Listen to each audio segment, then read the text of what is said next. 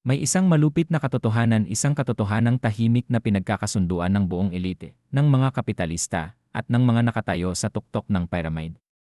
Iyon ay ang paggamit ng lahat ng paraan, sa anumang halaga, upang hadlangan ang karaniwang tao na makumpleto ang proseso ng paunang akumulasyon ng kapital. Malaki pakinggan ang paunang akumulasyon ng kapital, pero maaari mo itong unawain ng simple. Ito ang sandaling mayroon ka ng sapat na puhunan para hindi mo na kailangang magtrabaho sa sistemang panlipunan. Hindi mo na kailangang magbenta ng 8-0 oras kada araw.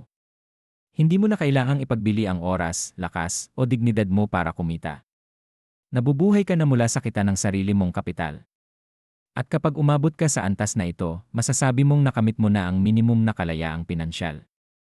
At ang kalayaang ito ay hindi yaong ibinubulong ng media sa iyong tainga. Hindi ito 30 bilyon, 50 bilyon, hindi ito mansyon o supercar. Hindi. Kung mababa ang pangangailangan mo, maaari kang manirahan sa probinsya. Araw-araw, ilang 10,000 o mga 200,000 lang ang gastos. At kung may humigit kumulang 2 bilyong dongka sa bangko na may 6-7% na interes kada taon, may 1-0, 12 milyon ka na kada buwan. Sapat iyon para mabuhay nang walang pumipilit sa iyo na pumasok sa trabahong ito o iyon. Maaari kang gumising sa Lunes at magpasyang magbasa ng libro. Maaari kang gumugol ng 3 taon para matuto ng bagong kasanayan at ikaw ang ganap na magpapasya sa oras mo. Ngunit ito mismo ang ayaw na ayaw makita ng kapital. Bakit? Dahil kung lahat ay may passive income, kung lahat ay malaya, sino ang magtatrabaho? Sino ang tatayo sa pabrika? Sino ang upo sa opisina? Sino ang magmamaneho sa kalsada? Sino ang papayag magtrabaho ng 8-0 o 12 oras araw-araw para lumikha ng sobrang halagang napupunta sa kanila? Kailangan mong maunawaan ito, ang pananalapi ay hindi kusang lumilikha ng yaman. Isa lamang itong kasangkapan sa muling pamamahagi ng yaman mula sa mga walang kapital patungo sa mga may kapital. At para gumana ang sistemang iyon, kailangan kanilang manatiling manggagawa. Kaya lahat ng kasangkapan ng kapitalismo, lahat ng makina ng media, lahat ng advertising na nakikita mo, iisa lang ang pinakamataas na layunin, pigilan kang makumpleto ang paunang akumulasyon ng kapital. Maligayang pagdating sa channel na naglalantad ng mga katotohanang ayaw ipaalam ng lipunan. Ang AI ay hindi na teknolohiya ng hinaharap. Ang marunong gumamit ng AI ay mas mabilis magtrabaho, mas magaan, at mas kumikita. Hindi lahat ay kailangang gumamit ng chat para magsulat ng kontrata o gumawa ng estratehiya. Para sa mga estudyanteng kailangang magbuod ng materyales, sa maliliit na negosyanteng kailangang magsulat ng product description, o sa sinumang nangangailangan ng ideya araw-araw sapat na ang shared use. May shared chat na 220,000 lang walang personalization, walang arte, pero full power, mabilis at matalino. Pumunta agad sa sonyan.com para mag-order at makakuha ng hands-on na suporta sa pag-install. Unang tanikala, konsumerismo at ang makinang propaganda. Gumastos ka. Ito ang pinakasopistikado at pinakamalupit na sandata. Hindi ka nila ipinagbabawal mag-ipon. Hindi. Ginagawa lang nilang mukhang lipas, bobo, at kahiyahiya ang pag-ipon. Ginagamit nila ang media, calls, pelikula lahat para itanim sa isip mo ang mga huwad na halaga, mga nakalalasong paniniwala. Ang pera raw ang nagdidikta ng kaligayahan.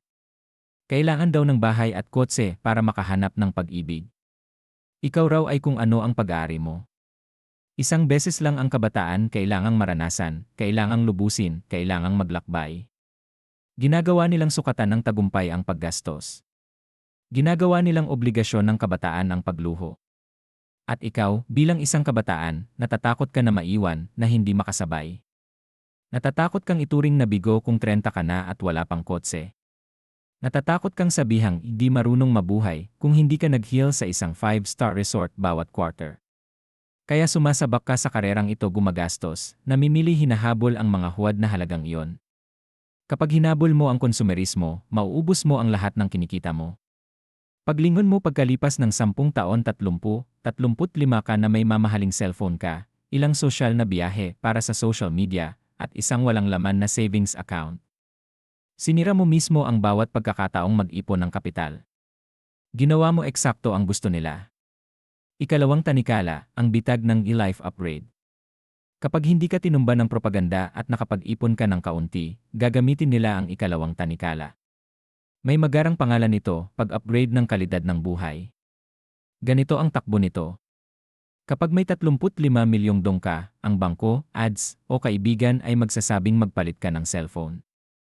May bagong iPhone 17 maganda ang kamera, social hawakan, akma raw sa antas mo.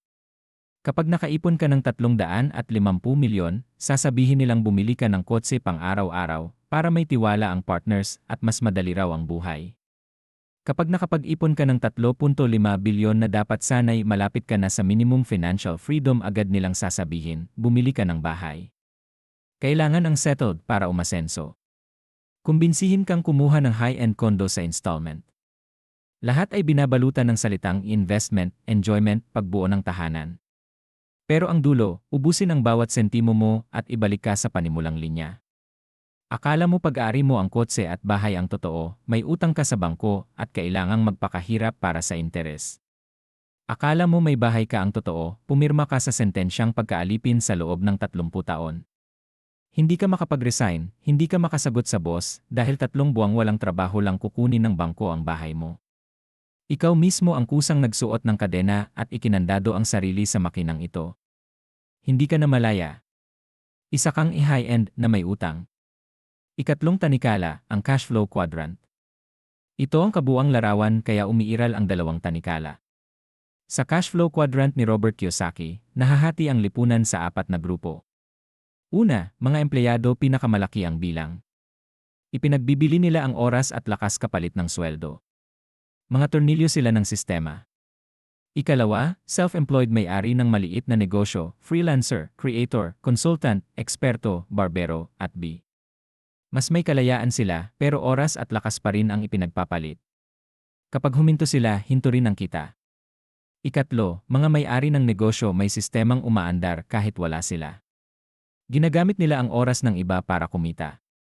Ikaapat, mga investor pera ang nagpaparami ng pera, ang pera ang nagtatrabaho para sa kanila. Kita mo na ba ang problema? Dinisenyo ang sistema para makinabang ang mga may-ari at investor. At para yumaman sila, kailangan nila ng masaganang supply ng manggagawa.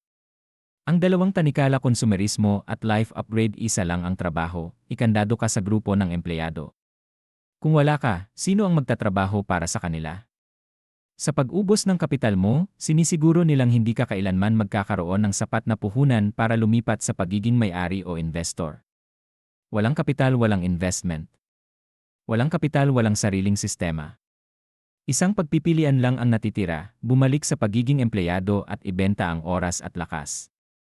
Magtatrabaho ka habang buhay para payamanin ang mismong naglagay sa iyo sa bitag. Iyan ang bitag ng paunang akumulasyon ng kapital. Mukhang simple, pero marami ang hindi nakakatakas. Nagtatrabaho sila ng 40 taon mula 25 hanggang 65. Nauupos ang lakas, at kapag wala ng silbi sa paggawa, itinatapon ng sistema na may hawak na pensyon. Nasa bitag ka ba ngayon? Nagtatrabaho ng 8 oras araw-araw, sumasahod, nagbabayad ng utang, at inuulit ang siklo buwan-buwan. Pakiramdam mo ba'y parang hamster sa gulong tumatakbo pero walang dulo? Paano babasagin ang siklong ito? Paano makakatakas ang isang karaniwang tao na may maliit na sahod at makumpleto ang sariling akumulasyon ng kapital? Simple ang sagot at kabaligtaran ng lahat ng ipinapaniwala sa iyo ng media. Kung mag-search ka ng paano yumaman, ano ang makikita mo? Magtrabaho ng 18 oras sa isang araw, mag-crypto, stocks, bumili ng mamahaling real estate courses, at iba pa. Sasabihin ko sa iyo, mga bitag din yan ibinubuka ng mga nasa itaas. Ang tunay na solusyon ang nag-iisang daan ay isang bagay na simple, nakakabagot, at minamaliit, pag-ipon. Alam ko ang iniisip mo. Pag-ipon? 10 milyon ang sahod kailan payayaman? Panahon na ng investment, hindi ipon. At dito kami na manipula ng sistema. Mali ang pagkaunawa mo sa layunin ng pag-ipon sa ika-21 siglo. Pinapaniwala ka nilang ang ipon ay pang-emergency o pambili ng mas malaking bagay kapareho lang ng bitag ng bahay at kotse. Hindi. Makinig, ang ipon ay hindi para bumili ng bagay. Ang ipon ay para bumili ng oras. Unang hakbang, agresibong pag-ipon para palayain ang isipan. Hindi mahalaga kung magkano ang kinikita mo, mahalaga kung magkano ang natitira. Umalis ka sa mentalidad ng kahirapan at herd mentality. Ano ang mentalidad ng kahirapan? Ang gumastos ng 16 na kapag 15 ang sahod. Ang ubusin agad ang bawat kinita. Ang mabuhay para sa kabataan gamit ang utang. Putulin ang walang saysay na gastos. Huwag hayaang bulagin ka ng pagyayabang at paghahambing. Labanan ang sarili. Bawat beses na bibili ka ng bagong phone, itanong, kailangan ko ba talaga ito, o gusto nilang isipin kung kailangan ko ito? Bawat swipe sa installment, itanong, bumibili ba ako ng karanasan, o ibinebenta ko ang bahagi ng kinabukasan ko? Kahit 500,000 lang ang maipon mo kada buwan sa isang taon, may 6 milyon ka. Hindi ka agad yayaman, pero bibigyan ka nito ng mas mahalaga, ang karapatang pumili. May 50 milyon ka, may karapatan kang mag-resign sa masamang boss. May 100 milyon, may karapatan kang tumanggi sa walang saysay na proyekto. May 200 milyon, may karapatan kang magpahinga ng 6 na buwan. Para saan? Para mag-isip. Ang taong alipin ng bayarin ay walang ganitong luho. Wala silang oras mag-isip kung alin ang mas mahalaga, alin ang mas kumikita, alin ang may hinaharap. Iniisip lang nila ang pagkain bukas. Ito ang susi, kapag pinalaya mo ang sarili mula sa batayang paggawa, saka lamang lalaya ang isipan. Ikalawang hakbang, gamitin ang oras para palalimin ang halaga. Dito malalaman kung tornilyo ka o tagapaglikha. May kapal ang oras. May oras na ilang libo lang ang halaga, paulit-ulit na trabaho sa mababang bahagi ng value chain. May oras na milyon ang halaga. Gusto ng sistema na manatili ka sa mababang antas. Gamitin mo ang e-Freedom Fund mula sa ipon para bumili ng 3-5 taon ng pagkatuto, paglinang ng lakas at potensyal. Huwag ka nang magpakapagod sa walang saysay na multiple jobs. Ituon mo ang lakas sa pagpapalalim ng halaga ng oras. Sa loob ng 3 taon, mag-aral ng skills, coding, design, video, sales, marketing, data analysis, law, anumang mataas ang bayad sa merkado. Ito ang pinakamahirap na yugto. Ang iba'y bumibili ng kotse at bahay, ikaw, tahimik na nag-invest sa tanging hindi mananakaw, kasanayan at talino. Ikatlong hakbang, quantum leap sa productivity. Pagkaraan ng 3-5 taon, tataas ang antas mo. Isang araw ng trabaho mo ay katumbas ng 10, 30 o 365 araw noon. Ang mataas na pananaw ay tinatalo ang mababang limitasyon. Top-lay programmer 5 milyon kada oras. Elite closer, hindi na masukat ang halaga ng oras. Dito nagyayari ang inhimala. Dito ka may tunay na tsansang makumpleto ang akumulasyon ng kapital. Maaaring empleyado ka pa rin pero papalapit ka sa pagiging self-owned. May choice ka sa projects at kayang magpresyo. Sahod na 50 milyon kada buwan, ipon na 30 milyon sa loob ng 2 taon, 720 milyon na yon, di pa kasama ang tubo. Kita mo? Gusto ng sistema na 30 taon kang mag-ipon. Ang malinaw ang isip, 5 taon ng pag-upgrade at 2 taon ng akumulasyon, 7 taon lang. Ika-4 na hakbang, kumpletuhin ang akumulasyon at lumipat. May 720 milyon o 1 bilyon ka, panalo ka na sa unang yugto. Nakamit mo ang minimum financial freedom. Hindi ka na obligado magtrabaho. Nabasag mo ang tanikala ng empleyado.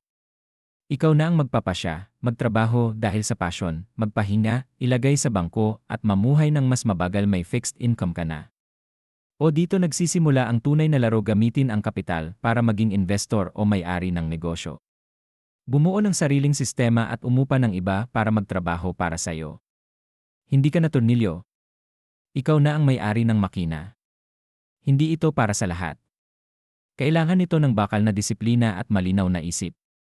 Lalabanan mo ang katamaran, herd mentality, paghahambing, kasakiman, inggit at higit sa lahat, ang higanteng makinang propaganda ng konsumerismo na araw-araw sumisigaw sa tainga mo. Ang kapitalismo ay hindi masama o mabuti, isa lang itong makina na sumusunod sa sarili nitong batas. Ang tanong, tornilyo ka bang dudurugin nito habang buhay o matututo kang magpatakbo nito? Ikaw ang pipili. Magsimula ngayon. Iponin ang unang barya, hindi para yumaman agad, kundi para bilhin pabalik ang kalayaan ng isipan. At mula sa kalayaang iyon, magbabago ang lahat.